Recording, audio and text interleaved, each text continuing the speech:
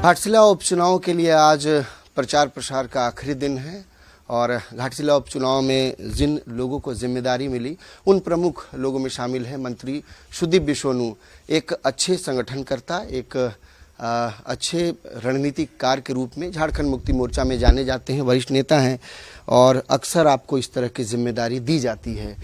पिछले 15 दिनों में आपको लग रहा है कि आपने इतना कन्विंस कर दिया है कि अब झारखंड मुक्ति मोर्चा इस सीट को बड़े अंतर से जीतेगी?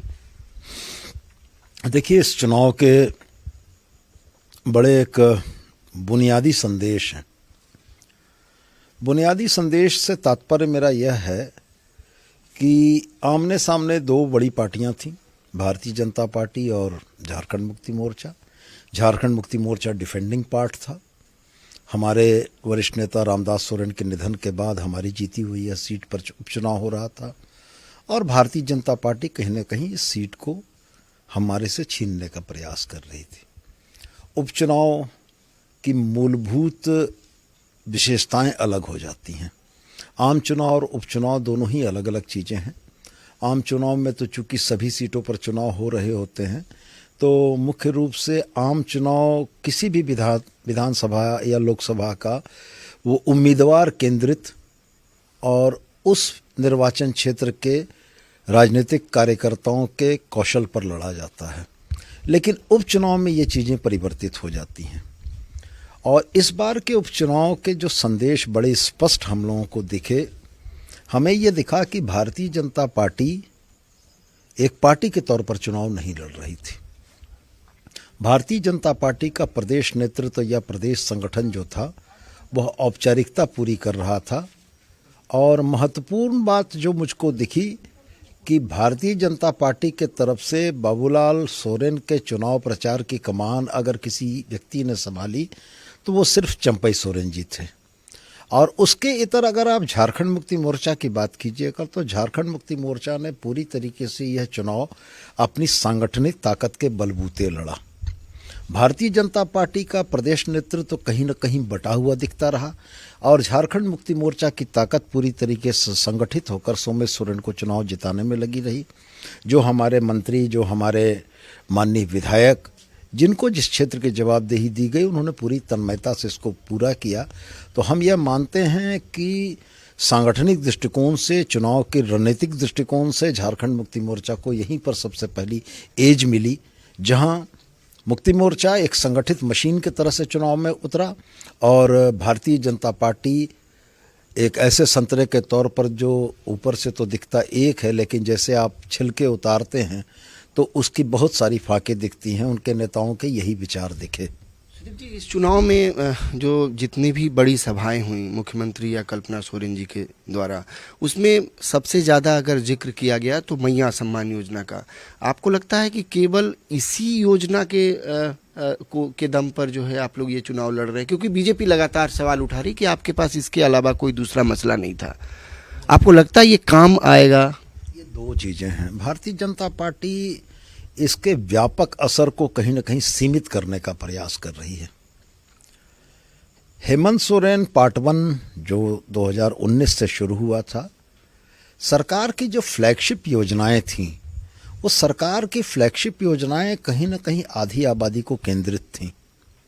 आपको याद होगा, सरकार आपके द्वार 1.0 में हम लोगों ने सर्वजन पेंशन योजना को लॉन्च किया था और उसमें बड़े बुनियादी परिवर्तन हम लोगों ने किए थे। 60 वर्षों की विधवा, ये सब माफ़ कीजिएगा, वृद्धा की आयु के पैमाने को हम लोगों ने महिलाओं के लिए घटाकर 50 वर्ष किया था। विधवा महिला के लिए एक निश्चित उम्र सीमा की चली आ रही परिपाटी को हम लोगों ने कंप्लीट हटा दिया था और अपनी आधी आबादी में वैसी दुर्भाग्यपूर्ण हमारी माँ बहनें जिनको कम उम्र में वैवध्य झेलना पड़ा हो, उनको हम लोगों ने सरकार की तरफ से हैंड होल्डिंग का प्रयास किया था। ग्रामीण इलाकों में 50 वर्ष की उम्र तक जाते हुए महिलाएं थोड़ी अशक्त हो जाती हैं। इसको ध्यान में रखते हुए 60 साल की आयु सीमा को घटाकर 50 वर्ष किया गया। ये 1.0 था। 2.0 में आपको याद होगा कि हमारी फ्लैगशिप योजना थी सावित्रीबाई फुले किशोरी समृद्धि योजना। हम 8वीं क्लास की बच्चियों को हम लोगों ने कैटर करना शुरू किया। 12वीं तक जाते जाते हम लोगों ने उनके खाते में 40,000 रुपये दिए। और सबसे खुशी की बात ये रही कि उस योजना के सफल संचालन ने राष्ट्रीय स्तर पर झारखंड को राष्ट्रीय औसत से ज़्यादा बेहतर राज्यों में शुमार किया, जहां पर गर्ल चाइल्ड का ड्रॉप आउट रेट कम था। ये हमारी दूसरी योजना थी। तीसरी योजना जिसके चलते भारतीय जनता पार्टी सबसे ज़्यादा परेशान है, वो मैया सम्मान योजना थी। मैया सम्मान योजना जब हम लोग लेकर आए तो भारतीय जनता पार्टी ने हम लोगों का मखौल उड़ाया, लेकिन जब उसके कास्केडिंग इफेक्ट जनता के बीच दिखने लगे तो भारतीय जनता पार्टी ने अपने चुनावी घोषणा पत्र में गोगो दीदी योजना का जिक्र किया। मैं लगातार घाटशिला के महिला समूहों से मिला हूं, उनसे बात की है। हमने बड़ी बेबाकी से उनसे पूछा कि जब हेमंत बाबू ने इस बात की घोषणा की कि हम अगर चुनाव जीत जाएंगे तो 2,500 देंगे, तो आपको भारतीय जनता पार्टी के 2100 पर भरोसा था या हेमंत सोरेन के 2500 पर भरोसा था? बेबाक तरीके से महिलाओं ने कहा कि नहीं, हमारा ये मानना था कि जिसने हमको 1,000 दिया है वही 2,500 दे सकता है। तो निश्चित रूप से मैया सम्मान योजना का प्रभाव, प्रचार प्रसार, तमाम चीज़ें बड़ी बेहतर हुई और आधी आबादी को ये लगा कि उसने भी आर्थिक स्वावलंबन की पहली सांस ली है। आज सिंदूर, टिकली, बिंदिया, व्यक्तिगत खर्चे, बच्चों की पढ़ाई से रिलेटेड मसलों में महिलाएं आत्मनिर्भर हैं, वो अपनी मर्जी से खर्च करती हैं। या एक वाकया याद आ रहा है, मैं पूरी कर लूँ अपनी बात। इसके बाद सरकार आपके द्वार 4.0 की योजना जब आई तो उसकी फ्लैगशिप योजना थी हमारी आबुआ आवास योजना। भारत सरकार के आवास योजना की झारखंड में हो रही उपेक्षा के चलते राज्य सरकार ने 100% अपनी निधि से आबुआ आवास की योजना को लॉन्च किया। 2 लाख रुपया हम लोग एक घर बनाने के लिए दे रहे थे और उसमें भी सर्वोच्च प्राथमिकता महिलाएं ही थीं। तो कुल मिला जुलाकर पिछले 5 वर्षों में महिलाओं के साथ जिस तरीके की हैंड होल्डिंग हेमंत सोरेन ने की, उसी का आपको इम्पैक्ट यह दिख रहा है कि भारतीय जनता पार्टी बार बार मैया सम्मान की बात करती है। और मैं उसको व्यापक असर इस बात में कहता हूं कि आपने भी देखा होगा कि हमारी हर चुनावी बड़ी जनसभा में 70% से ज़्यादा भागीदारी महिलाओं की रही है। ये कहीं ना कहीं दिखाता है कि झारखंड की आधी आबादी का सर्वाधिक भरोसा अगर किसी नेता पर है तो वो हेमंत सोरेन पर है। मैंने अभी कुछ बहुत सारे सुदूर इलाकों का भी दौरा किया था। आपने सही कहा, वहाँ पर कुछ लोग मुझे ऐसे मिले जो दुकानदार, उन लोगों ने कहा कि मैया सम्मान की वजह से हमारे यहाँ इकोनॉमिक गतिविधियाँ बढ़ी हैं, इकोनॉमिक गतिविधियां बढ़ गई हैं। मतलब ये एक तरह से उपलब्धि है उन गांवों में जहां जिनका बिजनेस व्यापार कम था, वो बोले कि बढ़ा है, हमारे यहाँ मिल रहा है इतनी महिलाओं। निश्चित रूप से 18 से 50 आयु वर्ग की महिलाएं, कोई ऐसा परिवार नहीं है जहां 2 नहीं है। यदि 2 महिलाएं भी हैं तो 5,000 रुपया उनके खाते में सरकार के तरफ से जा रहा है और वह पैसा उस इलाके की आर्थिक गतिविधियों में शामिल हो रहा है। उपलब्धि है एक तरह से। बिल्कुल। जब मैया सम्मान की आलोचना भारतीय जनता पार्टी ने शुरू की तो ये बातें भारतीय जनता पार्टी ने कही कि हम लोग महिलाओं को स्वावलंबी बनाने के बजाय उनको एक तरीके से नाकारा बना रहे हैं। कुछ बयान भी आपने इस तरीके के सुने होंगे। लेकिन हेमंत बाबू का स्पष्ट यह मानना था कि महिलाओं के हाथ में दिया हुआ पैसा परिवार की बेहतरी के लिए काम में आएगा, राज्य की बेहतरी के लिए काम में आएगा। क्योंकि घाटशिला के सुदूरवर्ती इलाके में, चाहे मुसाबनी प्रखंड में, किसी महिला के खाते में अगर पैसा आ रहा है तो वो उस पैसे को खर्च करने के लिए कलकत्ता, दिल्ली और मुंबई नहीं जा रही है। वो अपने ही गांव के इलाके में जो दुकानें हैं, उसकी ज़रूरत की जो चीज़ें हैं, अगर उसमें उस पैसे को वो खर्च कर रही तो जाहिर तौर पर वहाँ की आर्थिक गतिविधियों में वो एक बड़ा योगदान हो रहा है। सुदीप जी, राजनीति आपने बहुत कम उम्र से शुरू की थी, एक लंबा समय आपका बीता है सियासत में। सवाल ये है कि सोमेश के अलावा भी जेएमएम में यहाँ लोग थे। आपको लगता है कि पार्टी को सोमेश पर ही भरोसा करना चाहिए था? मतलब ये निश्चित तौर पे ये सवाल थोड़ा सा पेचीदा है, लेकिन और भी लोग हैं जो संगठन में थे। कतई पेचीदा नहीं है। सोमेश के पिता का निधन हुआ था। मुक्ति मोर्चा की परंपरा रही है कि हम सदस्यों को राजनीतिक कार्यकर्ता नहीं, अपना परिवार का सदस्य मानते हैं। झारखंड मुक्ति मोर्चा का कहीं ना कहीं नैतिक दायित्व था कि दुख की इस घड़ी में झारखंड मुक्ति मोर्चा को रामदास दा के परिवार के साथ खड़े होना चाहिए था।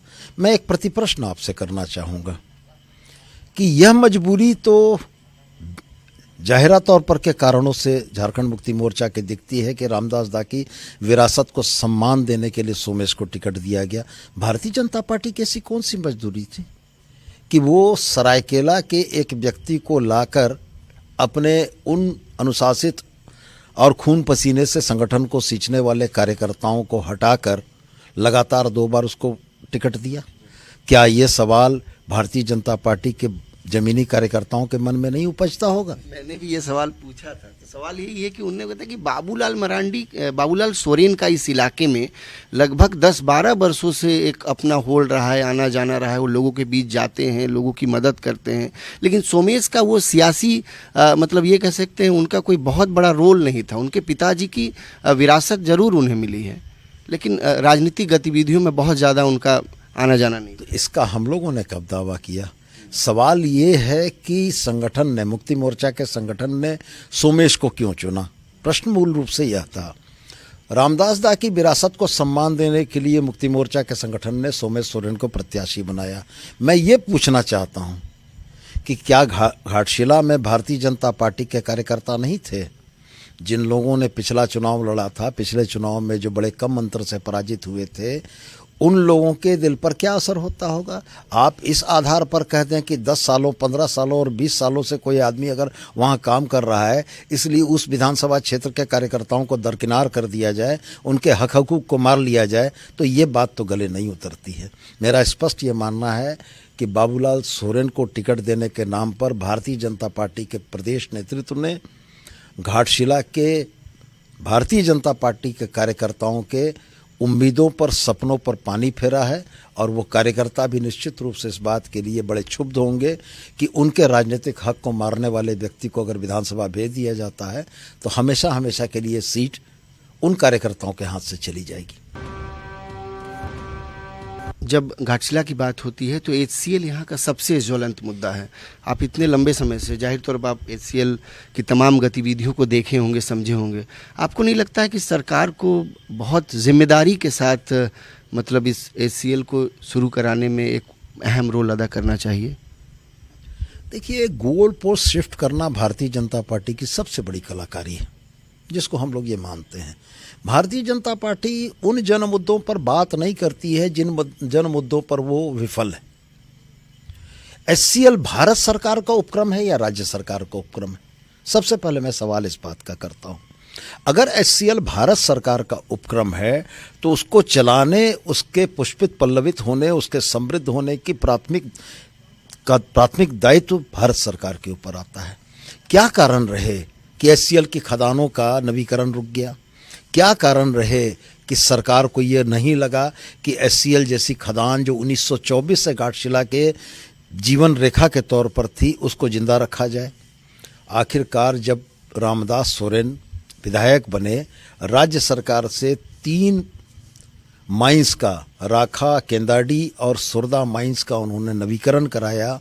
अगले 20 सालों के लिए राज्य सरकार ने इन खदानों का नवीकरण किया है और मुझको उम्मीद है कि रामदास सोरेन के अथक प्रयास से इस घाटशिला में कॉपर माइंस के इलाके में जो वापस से ज़िंदगी पटरी पर लौट रही है, सोमेश सोरेन उसको और गति देंगे। और मैं स्पष्ट ये मानता हूँ कि केंद्र सरकार के उपक्रमों में राज्य सरकार का बहुत ज़्यादा नियंत्रण नहीं होता है, लेकिन उसके बाद भी चूंकि वो हमारे भूमि पर, हमारे भूभाग पर है, राज्य सरकार गंभीरता से इस विषय को देखेगी और यह प्रयास करेगी कि HCL या ICC चले, बेहतर तरीके से चले और लोगों को इसका लाभ मिले। मैं आपको असहज नहीं करना चाहता हूं, लेकिन मुझे लगता है ये सवाल आपसे पूछना चाहिए। जब घाटशिला की बात हो रही थी उपचुनाव की, क्या झारखंड मुक्ति मोर्चा को लगता है कि कांग्रेस की आवश्यकता नहीं है? क्योंकि कांग्रेस इस पूरे चुनाव में अलग थलग पड़ा, बड़े मंचों पर भी वो ज़्यादातर नेता नहीं दिखे, फील्ड में भी उस तरह के नेता नहीं दिखे। कहा गया कि झारखंड मुक्ति मोर्चा ने तरजीह नहीं दी कांग्रेस को। कैसे आप देखते हैं इन चीज़ों को? नहीं, देखिए, ये राजनीतिक विद्वेष पैदा करने का भारतीय जनता पार्टी का प्रयास है। गठबंधन के दलों में आपस में मतभेद भी होते हैं, लेकिन वो मतभेद सुलझा लिए जाते हैं। बिहार चुनाव ताज़ा उदाहरण है। राष्ट्रीय जनता दल जो हमारा एक मजबूत सहयोगी है, बिहार में हमें सीटें नहीं मिली, हमारे उद्गार आए, इसमें कोई दो राय नहीं। रह गया सवाल कि जो लोग ये प्रश्न खड़ा कर रहे हैं उनको सोमेश सोरेन के नामांकन की सभा के दिन की उपस्थिति को भी देख लेना चाहिए। क्या कांग्रेस के प्रदेश अध्यक्ष नहीं थे, सुबोधकांत सहाय नहीं थे, कांग्रेस के बड़े नेताओं की यहाँ पर उपस्थिति नहीं थी? मैं ये स्पष्ट मानता हूँ कि झारखंड मुक्ति मोर्चा ने गठबंधन धर्म का बड़ी निष्ठा के साथ पालन किया है और हमने हर सहयोगी पार्टनर को तरजीह दी है, उनको महत्व दिया है। इसी महत्व के सिलसिले में आरजेडी के भी सत्यानंद भोक्ता घूमते रहे, कांग्रेस से मल्टीपल राधाकृष्ण किशोर, शिल्पी नेहा तिर्की, इरफान अंसारी, बन्ना गुप्ता, तमाम नेता घूमते रहे, सीपीआई एमएल के सिंदरी के विधायक घूमते रहे, अरूप चटर्जी निरसा में घूमते रहे। तो कहने का मतलब है कि घाटशिला चुनाव में गठबंधन ने अपनी पूरी ताकत दिखाई। अब मूल प्रश्न पर आते हैं कि उपस्थिति कम क्यों दिखी। जिस संगठन पार्टी का जहां पर जनाधार होता है वहां पर उसका प्रभुत्व ज़्यादा दिखता है। तो जाहिरा तौर पर आपको कांग्रेस, आरजेडी या लेफ्ट की उपस्थिति अगर कम दिखी वो इसलिए कि घाटशिला पर प्रभुत्व और जनाधार झारखंड मुक्ति मोर्चा का है। तो मैं स्पष्ट रूप से कहता हूं कि राजनीतिक विद्वेष पैदा करने की कोशिशें झारखंड में सफल नहीं होंगी। गठबंधन मजबूत है, हमारा एका मजबूत है, हम उस मैंडेट के सहारे आए हैं जो मैंडेट झारखंड की जनता ने गठबंधन को दिया है। एक सवाल लगातार उठ रहा है कि क्या आप लोग ओवर कॉन्फिडेंट है, जेएमएम इस सीट को लेकर के ओवर कॉन्फिडेंट है? चंपई सोरेन को आप लोगों ने बहुत हल्का आंका, क्योंकि घाटशिला में जीत हार का अंतर बहुत कम रहा है। पिछली दफा केवल एक इतिहास रचा गया। हो सकता है सेंधमारी हो, खास करके संथाली वोटरों में। देखिए, दो बातें मैं कहना चाहूँगा। कोई इसके प्रत्यक्ष कारण नहीं दिखते हैं कि 10 महीने पहले जिस घाटशिला की जनता ने झारखंड मुक्ति मोर्चा के नेतृत्व, झारखंड मुक्ति मोर्चा के तीर धनुष रामदास सोरेन के ऊपर विश्वास दिखाया था, वो 10 महीने के बाद अचानक उनका मोहभंग हो जाए। पहली बात तो ये है। दूसरी बात मैं ये कहना चाहता हूँ कि एक दौर था जब झारखंड मुक्ति मोर्चा की स्वीकार्यता मांझी और महतो के बीच हुआ करती थी, और एक दौर में हम लोग पहुंच चुके हैं जहां झारखंडी जनमानस के भीतर स्वीकार्यता है। अब हम apart from cast and creed की लाइन के बाद पेनिट्रेशन करके जनता का समर्थन पाने में कामयाब हैं। 56 सीटों का बहुमत किसी एक या दो जाति के समर्थन से नहीं आया है। तो मेरा यही कहना है कि जो लोग भी यह कर रहे हैं, मैं उनसे यही पूछना चाहता हूं कि जब पिछले आम चुनाव में ये माहौल बना दिया गया था मीडिया और तमाम लोगों के माध्यम से कि भारतीय जनता पार्टी की सरकार आ रही है, और उस समय अगर भारतीय जनता पार्टी के प्रत्याशी 22,000 मतों से पराजित हुए, तो आज घाटशिला की जनता को यह मालूम है कि 56 सीटों के प्रचंड बहुमत के साथ हेमंत सोरेन अगर सरकार में हैं, तो घाटशिला अगर हेमंत सोरेन के साथ जाएगा तो क्षेत्र का बेहतर विकास होगा। तो कोई प्रत्यक्ष कारण नहीं है कि हमारे वोटों में सेंधमारी हो जाए, कोई प्रत्यक्ष कारण नहीं है कि घाटशिला की जनता मात्र 10 महीने में ऊब कर प्रत्याशी या पार्टी बदलने की बात सोच ले।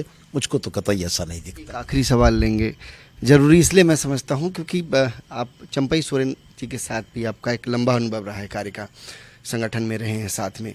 चंपई जी और हेमंत सोरेन जी के बीच जो एक संवाद था, क्योंकि पिछले चुनाव में देखे होंगे कि कम से कम एक पर्दा था, सीधे तौर पर कटाक्ष या व्यक्तिगत टिप्पणी नहीं होती थी, लेकिन मुख्यमंत्री ने जो मंच से बैल जैसी संज्ञा जब दी गई, सांड जैसी संज्ञा जब दी गई, तो सवाल उठने लगा कि भाई क्या सियासत में अब इस तरह की बयानबाजियां होंगी। आरोप लगा चंपई जी पर जो है जिस खेती को उन्होंने सींचा, बीज बोया, तैयार किया, और बाद में चरने के बाद अब वो हल जोतने का काम बीजेपी में कर रहे हैं। चंपई सोरेन ने बड़ी कड़ी प्रतिक्रिया दी है, उखड़ गए हैं, बोले हैं कि इस तरह मेरा तैयार किया हो खेत, मेरा बीज, मैंने फसल तैयार किया, और आज काट रहे हैं झारखंड मुक्ति मोर्चा के लोग, हेमंत सोरेन। देखिए, मैं इसको दूसरे तरीके से देखता हूँ। मुझको वो दिन और वो क्षण याद हैं जब विधायक दल की बैठक में हेमंत बाबू के बंद लिफाफे को खोलकर जब घोषणा हुई थी कि अगले मुख्यमंत्री के तौर पर चंपई सोरेन होंगे, तो वो एक मार्मिक क्षण था, और उस मार्मिक क्षण में चंपई दा के आंख से आंसू बह रहे थे। मैं उन क्षणों का गवाह हूँ, और हम लोग चंपई दा को बधाई भी दे रहे थे और सांत्वना भी दे रहे थे कि ये दुख के दिन हैं, बीत जाएंगे। आपको याद होगा सदन में उनका वो बहुचर्चित वक्तव्य, मैं हेमंत सोरेन पार्ट 2 हूं। तो फिर मैं ये समझ नहीं पाया कि राजनीतिक कृतज्ञता की ये पराकाष्ठा कैसे हुई। बिहार के जीतन राम मांझी का चरित्र झारखंड में क्यों दोहराया गया।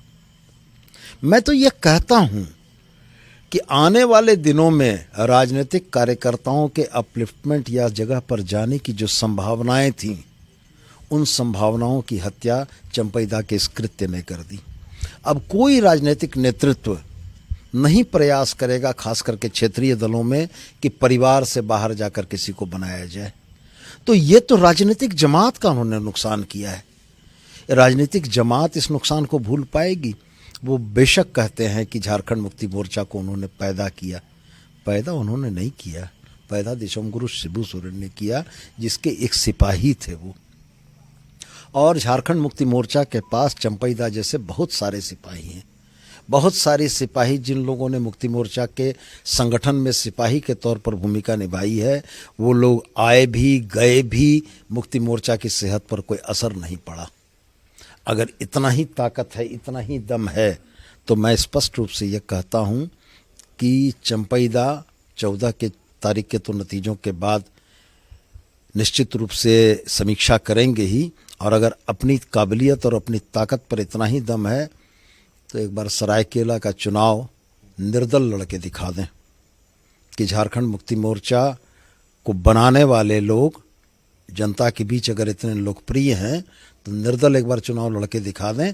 अगर बिल्कुल मैं कह रहा हूँ, झारखंड मुक्ति मोर्चा का घर छोड़कर जिस संगठन ने आपको इतना मान सम्मान दिया कि आपको मुख्यमंत्री की कुर्सी तक पहुंचाया, उस संगठन, उस पार्टी के नेता को गाली देने से क्या हो जाएगा।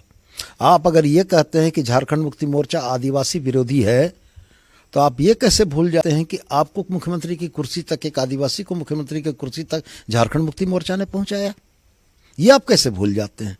ये आप कैसे भूल जाते हैं कि आपके 4 दशकों के लंबे कार्यकाल को झारखंड मुक्ति मोर्चा ने हमेशा नंबर 2 नेता के तौर पर देखा है। अगर चंपैदा सीमा लांघने का प्रयास करेंगे तो प्रत्युत्तर तो मिलेगा, ये तो तय है। न्यूटन का 3rd लॉ है कि क्रिया के बराबर और विपरीत प्रतिक्रिया होती है, और मुक्ति मोर्चा न्यूटन के 3rd लॉ से भी जरा आगे जाके क्रिया के बराबर और विपरीत नहीं, क्रिया के विरुद्ध और क्रिया के से ज़्यादा प्रतिक्रिया देने के लिए प्रतिबद्ध है। का बयान इन दिनों बहुत ज़्यादा चर्चित है कि आपने एहसान नहीं किया, झारखंड मुक्ति मोर्चा ने एहसान नहीं किया था मुख्यमंत्री बना के, उन्होंने सरकार बचाई, उन्होंने पार्टी को बचाया।